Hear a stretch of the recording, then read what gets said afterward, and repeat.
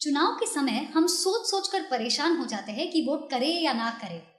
जो हमेशा वोट करते हैं उनके मन में ये बात नहीं आती, और जो वोट नहीं करते या जो अभी अभी वोटर बने हैं उनके लिए सवाल का उत्तर देना शायद आसान न हो। पर एक बात तो तय है कि वोट देना जरूरी है। हम सबके समझदार वोट से ही सरकार सुधर सकती है। अगर आपको अब भी ऐसा लगता है कि वोट देना बेकार है तो आप इस दिए हुए लिंक पर क्लिक कीजिए और क्यों वोट करें देखिए। पर वोट किसे दे, सब तो बेकार और भ्रष्ट है। आप अगर ये सोचकर वोट नहीं करते तो इसका भी अब उपाय है।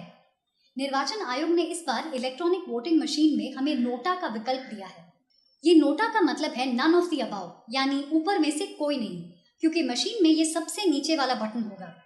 तो अगर आप उम्मीदवारों से खुश नहीं है तो वोटिंग के दिन बस इस नोटा के सामने वाला बटन दबाइए। अब अगर किसी उम्मीदवार को चुनना है तो हम केवल उम्मीदवार को नहीं देखते हैं, हम ये भी देखते हैं कि वो कौन से पार्टी का है। कुछ लोग दोनों चीजें देखते हैं, व्यक्ति और पार्टी। जब हम सिर्फ उम्मीदवार को देखते हैं तो हम अक्सर देखते हैं कि क्या वो हमारे जैसा या हमारी जैसी है। अब ये हमारे जैसा का कई मतलब हो सकते हैं। या तो आप स्त्री है और उम्मीदवार भी स्त्री है, या वो व्यक्ति आपके जात का है, या आपके धर्म का है, या आपकी भाषा बोलता है, या आपके जनजाति का है, या आपकी उम्र का, या आप जिस उम्र का व्यक्ति चाहते हैं उस उम्र का है। ये सब ऐसी व्यक्तिगत बातें हैं जो किसी के वश में नहीं। आमतौर से ये जन्मगत है और कोई भी उम्मीदवार इतनी आसानी से इनको बदल नहीं सकता।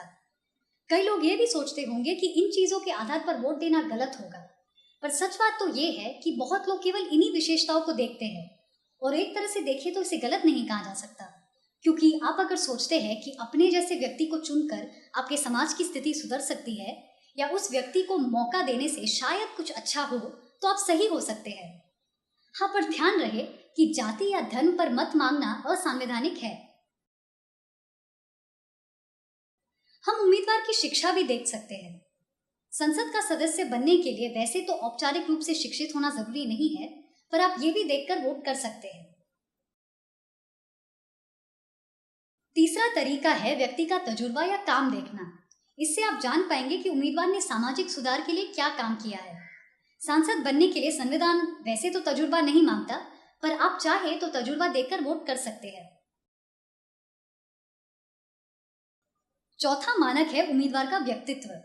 क्या उसका व्यक्तित्व ऐसा है कि जनता के करीब रहेगा, उनके सुख दुख का भागीदार होगा, मतदाताओं के प्रति सहानुभूति का वर्तन उसके लिए संभव है या नहीं, व्यक्तित्व से उसके प्रतिनिधित्व करने की क्षमता नजर आती है या नहीं।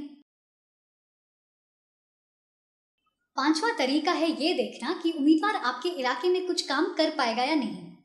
आमतौर पर लोग समझते हैं कि काम का मतलब है सड़क बनाना, स्वच्छ पानी का प्रबंध करना, स्कूल बनाना और उसमें दाखिला दिलाना, पर यह सब संसद का काम नहीं है। इसके लिए आपको अपने जिलाधिकारी, लोक निर्माण विभाग, नगर पालिका या महानगर पालिका के पास जाना होगा। कई लोग समझते हैं कि ये भी संसद का काम है, पर ऐसा नहीं है, क्योंकि ये सारे काम सरकारी मुलाजिमों का है। उम्मीदवार को परखने का एक और तरीका है ये देखना कि वो ईमानदार है या नहीं। अब ये बहुत मुश्किल काम है, क्योंकि चेहरा देखकर नीयत का पता नहीं लगता। और हम कैसे तय करें कि कोई व्यक्ति भ्रष्ट है या नहीं? ऐसा भी तो हो सकता है कि जो कल तक भ्रष्ट नहीं वो संसद में जाने के बाद भ्रष्ट हो जाए। और भ्रष्ट होने का मतलब क्या है? जो किसी जुर्म में दोषी करार कर दिया हो, क्या वो भ्रष्ट है? घूसखोर भ्रष्ट, पैसा बनाए वो भ्रष्ट, वादों को पूरा न करे वो भ्रष्ट। भ्रष्टाचार के कई आयाम हो सकते हैं। तो इतना तो साफ है कि ये जानना आसान नहीं है, पर उम्मीदवारों को तोलने का ये भी एक तरीका है। एक और तरीका जो कई लोग अपनाते हैं वो है अंतर्बोध या अंतर्मन, जो आपका मन कहता है। तो आपको बस लगता है कि एक उम्मीदवार दूसरे उम्मीदवार से बेहतर है। कैसे और क्यों आप शायद नहीं जानते या नहीं बता सकते, पर आपका मन कहता है कि वो सही है। इस तरह सोचना गलत नहीं है। इस प्रकार की सोच की चर्चा कई विद्वान करते हैं, और सबसे बड़ा प्रमाण तो ये है कि हम भी हमारे जीवन में कई फैसले इसी आधार पर करते हैं, जिसे हम कहते हैं दिल की बात सुनना। तो कम से कम 7 ऐसे आधार हैं जिनका सहारा लेकर आप अपने नतीजे पर पहुंच सकते हैं। जन्मगत उपाधि, शिक्षा, तजुर्बा या अनुभव, व्यक्तित्व, काम करने की क्षमता, ईमानदारी, आपका अंतर्मन या अंतर्बोध। अगले वीडियो में हम देखेंगे कि अगर पार्टी के आधार पर वोट करना है तो सही पार्टी कैसे चुनें।